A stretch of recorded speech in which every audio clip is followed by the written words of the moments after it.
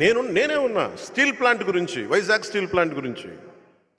నేను భారతీయ జనతా పార్టీ ప్రధానమంత్రి గారితో అందరితో నాకు చక్కటి బంధాలు ఉండి కూడా స్టీల్ ప్లాంట్ దగ్గరికి వచ్చినప్పటికీ నా అభిప్రాయం చాలా బలంగా తెలియజేశాను. ప్రజా సమస్యను తీసుకెళ్ళగలిగా. అక్కడ నేనే సన్నాయి నొక్కల. అందుకని ఈ రోజున మనకు కావాల్సింది కన్వీనియంట్గా మాట్లాడే వ్యక్తులు కాదు, నిలబడే వ్యక్తులు కావాలి. అలాంటి నిలబడే వ్యక్తి ఈ రోజున జంగాల శ్రీనివాసులు గారు వచ్చారు.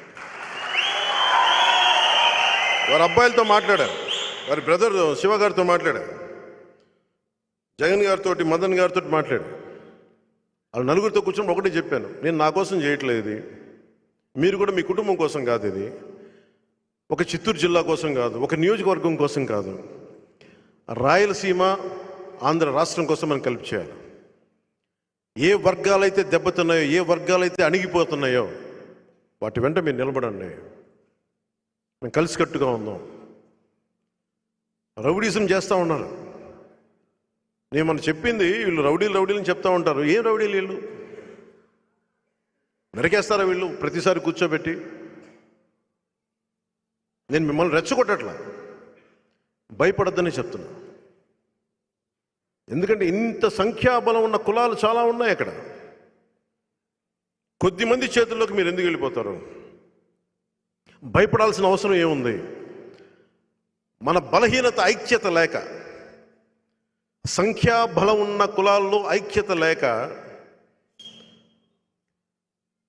జగన్ గారి మనుషులకి మీరు ఊడిగం చేస్తూ ఉన్నారు. ఇది మారాలి. 2024కి ఇది మారాలి.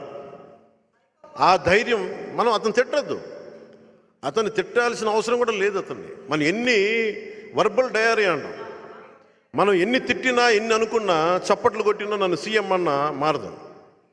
మీరు మీ స్థాయిల్లో మీ కుదిరినంత మీరు ఎదురు తిరిగితే అప్పుడు మార్పు వస్తుంది. మనం నా దగ్గర గుండెలు చించుకొని వీరంగాలు చేస్తే సరిపోదు. నేను మీ దగ్గర తక్కువ మాట్లాడతాను, నేను ఎక్కువ మాటలు చెప్పను, తొడలు కొట్టుకోను, గుండెలు చరుచుకోను, జబ్బలు చరుచుకోను, చొక్కాలు ఇట్లా మడత పెట్టను జగన్లాగా. అవసరమైనప్పుడు నిలబడతాం అంతే. ఎందుకంటే సినిమాలు చేసి విసుగు ఉంటుంది. వీళ్ళందరూ సినిమాలు చేయగానంటే వెనకాల రికార్డింగ్లు వేసుకుంటా ఉంటారు వీళ్ళు. అలాగే వీళ్ళకి రికార్డింగ్లు ఎక్కువైపోయినాయి.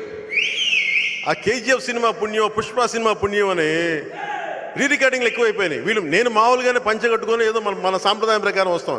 వీళ్ళు అలా కాదు, వెనకాల మామూలుగా రికార్డింగులతోటి. నేను సినిమాల్లో కూడా చేయను ఇంత తమాషా. పంచి డైలాగులు మళ్ళీ వీళ్ళకి సరిగ్గా ఒక సంస్కృత శ్లోకం ఇస్తే నోరు తిరగదు వీళ్ళకి, వీళ్ళు పంచి డైలాగులు వీళ్ళకి. సరే చెప్దాం. అలాగే పోలీసు ఉన్నతాధికారులు కూడా ఈరోజు నిన్న జరిగిన రాత్రి సంఘటన చెప్తా ఉన్న పోలీసు ఉన్నతాధికారులు కూడా, మీరు సెర్చ్ వారెంట్ లేకుండా మా ప్రెమిసెస్కి వచ్చారు. మీరు సహజమైన పాలిటిక్స్లో అంటే కుదరదు. We have to restore democracy. ప్రజాస్వామ్యాన్ని పునరుద్ధరించాలి.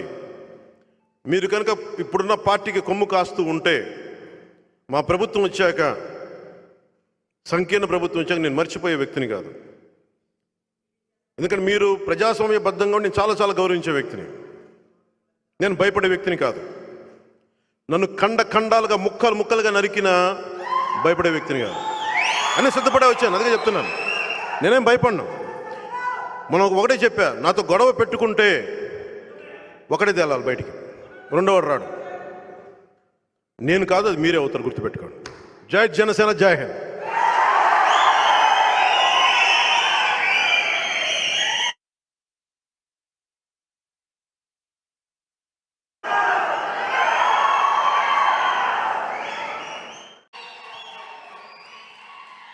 ఉమ్మడి చిత్తూరు జిల్లా జనసేన అధ్యక్షులు శ్రీ డాక్టర్ పసుపులేటి హరిప్రసాద్ గారిని వేదిక మీదకి రావాల్సిందిగా కోరుతున్నాం.